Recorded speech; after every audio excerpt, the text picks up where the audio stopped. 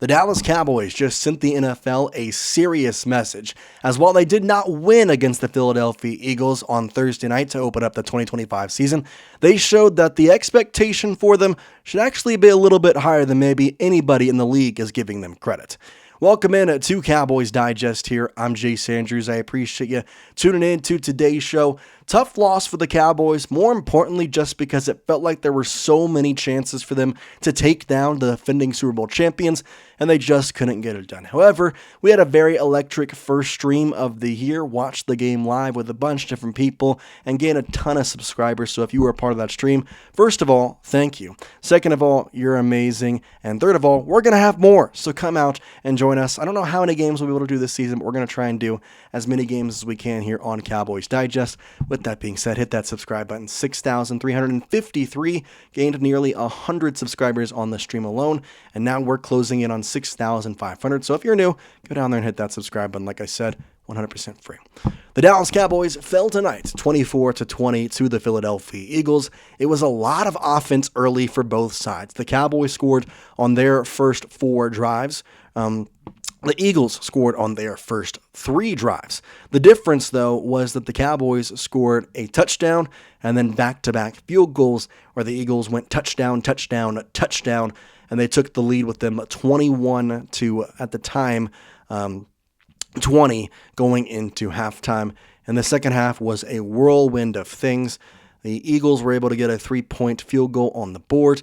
However, nobody else was able to score, and partial to the fact that there was a hour lightning delay along with this that took out both teams. They had to go back to the locker room, had to kind of reset, readjust, and it kind of disrupted the momentum for both sides after Miles Sanders had a impromptu fumble after a 50-yard carry. And again, it's these little things that just stink because you see how close the Cowboys were to legitimately taking down what was the Super Bowl defending champions, and you're just not able to, which, for better or for worse, it's really unfortunate. However, at the same time, you look at this team, and if they can get their defense into a good place and Matt Eberflus fixes his scheme because the players are there, the scheme was awful tonight, never put a spy single once on Jalen Hurts. He ran all over your butt. We'll talk about that, but just unfortunate. We'll go to the stats here real quick, kind of break them down one by one. Dak Prescott had a pretty formidable game. Nothing out of nothing crazy, but nothing, pretty good. 21 for 34, 188 yards. No touchdowns. Both touchdowns went to Javonte Williams, a quarterback rating of 76.6.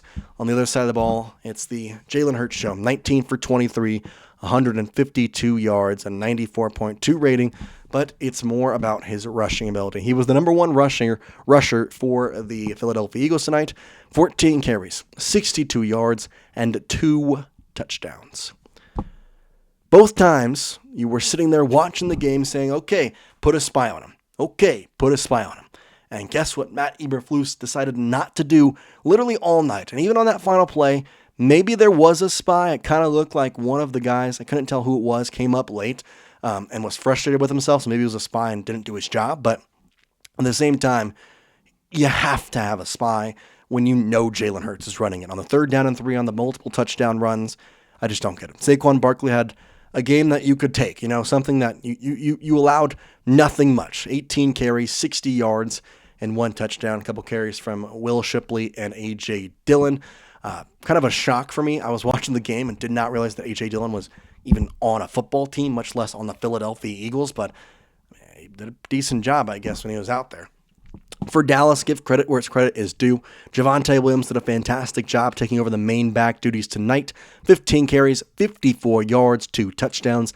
Miles Sanders, 4 carries for 53 yards. However, that is very, very confusing. He had 1 carry for 50 yards. Had another carry for negative yards. So if you go to his official stat line, it says 453. In reality, though, it's 3 for 3 and 1 for 50, if you really want to play it off that way. Or I guess his long was 49, so 3 for 4 yards, whatever you want to call it. Kevontae Turpin, we knew we were going to see him used in somewhat of a running back form. Got to see that tonight, really liked it. I think we could use him in more forms, kind of like a Deebo Samuel role for what the San Francisco 49ers used Deebo for in those couple years. However, at the same time, I think that the offense had a pretty good flow, pretty good rhythm to it all night long, and would like to see more of what the offense did tonight and less of what the defense did throughout the first half. So Second half, I know the Cowboys didn't score, and probably sitting here saying, well, shouldn't there be adjustments being made? Yeah, but they should have scored. It's the bigger thing. Miles Sanders had a 50-yard run. You had 2 back-to-back penalties. The one that killed your drive due to George Pickens ripping the face mask of, I believe it was Reed Blankenship at that time. And then you get back to a long third down and whatever, and you throw it to Jake Ferguson, who gets blasted in the end zone by Blankenship, and it ends up being unnecessary roughness. You get back, and then, of course, the next play, Miles Sanders fumbles the ball, which leads us to the rain delay, and their lightning delay, rather. So, very good job for the Cowboys offense. I think they had multiple scoring chances. CeeDee Lamb, we got to talk about him for a second. 7 receptions, 110 yards. A fantastic performance, right? But it could have been so much better. So much better. I mean, you go look at a couple of these plays. He dropped a pass that hit him in the hands. Not once, but twice. I'm not going to count that final 4th down grab on a diving play. People will say he should have caught that pass. CD will tell you he should have caught that pass. But I'm not going to say that one. I was a little overthrown. Kind of got grabbed a little bit, but not enough. I really just think those 2 earlier, though, going right through his hands over the middle, that would have executed a first down, and the big one late. Dak Prescott drops a beautiful ball right in the bucket, and CeeDee Lamb cannot come up with it, which hurt very bad, and you end up not being able to convert on the 4th down a couple of plays later, due to whether you want to call a drop ball or not. A diving play by CeeDee they wasn't able to come up with, and that one really hurt. But that was a big play. The biggest play, though, of the game had to be the Miles Sanders fumble, because you're in field goal range. You're potentially going to score. You obviously have the rain delay right after that, so what's to say you come out and the defense for the Eagles is not ready, and you can easily pick up a score, because at that time it would have been like 2nd down 7, 2nd down 8, with the only first down marker at the 1-yard line, and he fumbles. And it was funny because on the stream I was talking about Miles Sanders saying, I don't really like what we have at him. I think that when Phil Maffa is ready to come back, they're going to release Miles Sanders. And then he had the 50-yard run. And I was like, okay, never mind. My bad. Shouldn't have said that. And then guess what? Not a couple plays later, he fumbles the ball. And the one question I ask is, he had a 50-yard run. That is fan-freaking-tastic. Javonte Williams is your main back. Why is he not in there? Why is he not playing at that point?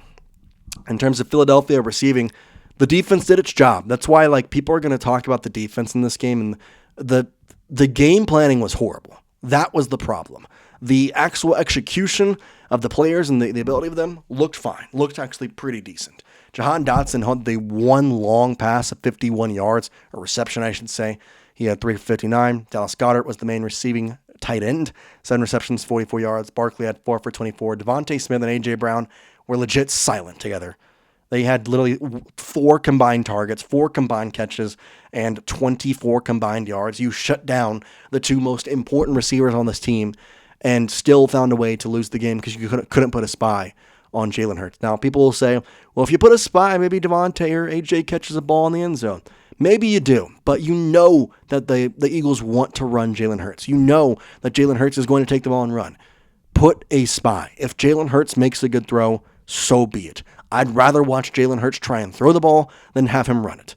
He is a much better runner than he is a passer. Still a good passer, but he is a much, much better runner. It's tough. It's not a great way to start the season. Obviously, you do end up getting the loss 24-20, but a couple of big things, easy things to fix, not too much to worry about. And I really do think that the NFL really took notice as to how well the Dallas Cowboys looked. And after the trade of Micah Parsons, the offseason, there was some hype around him, but I think when Micah got traded, it seemed like this defense was down and out, especially with Matt Eberflus as your defensive coordinator. His scheme was off, 100%. But if you were able to capitalize on the athleticism of this defense, Kenny Clark, although he is going to have an asterisk on him for his time in Dallas because of the trade for Micah Parsons, he was fantastic today. Loved Sam Williams, loved Marshawn Nealand. Didn't see much of Donovan Ezeraku. Honestly, on the plays we did, it wasn't too much of an impact. I thought we'd see a little bit better of plays from him, but it is what it is. Hopefully we'll see more and more. He's just a rookie, so lots of time for him to improve. And, of course, lots of time for the season to get better for the Dallas Cowboys. So, obviously, we're going to have a fun season here. It's going to be fun. At least the offense is going to be pretty good. And we'll see you next time here on the Cowboys Digest. If you're new, make sure you hit that subscribe button. Peace out, guys.